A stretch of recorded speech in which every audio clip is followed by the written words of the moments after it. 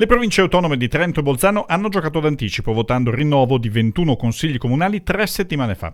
Veneto e Friuli Venezia Giulia si agganciano invece alla giornata nazionale unica di voto per le elezioni amministrative, fissate per domenica prossima 5 giugno con 124 comuni complessivamente coinvolti.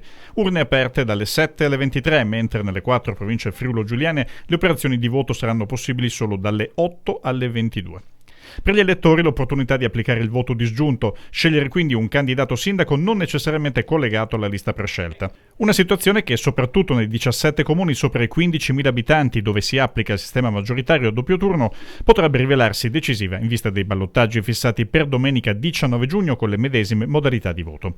In Veneto saranno 11. Chioggia è il più popoloso e quello atteso da una ricandidatura, Giuseppe Casson, che ha però sostanzialmente modificato la coalizione che lo sostiene, orientandola meno a sinistra dei 5 anni di governo cittadino. Marcella Segantin lo contrasterà supportata da una lista ispirata dal sindaco metropolitano di Venezia, Luigi Prugnaro.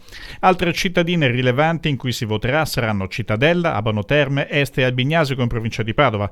La Montebelluna degli 8 candidati sindaci, dal più giovane che ha 23 anni al più anziano di 81, e poi Oderzo e Villorba nella Marca trevigiana, San Giovanni Lupatoto e Bovolone nel Veronese e Adria in Polesine.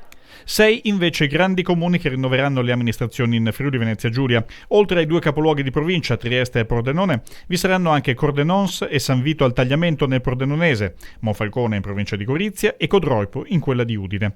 In Friuli Venezia Giulia saranno complessivamente 118 i candidati sindaci, con 188 liste collegate. Queste amministrative saranno infine una novità per 2 comuni recentemente costituiti grazie alla fusione di più piccole municipalità, entrambi in provincia di Belluno. Si tratta di Alpago, nato da Farra, Pieve e Puos, e Val di Zoldo, sintesi di Forno e Zoldo Alto.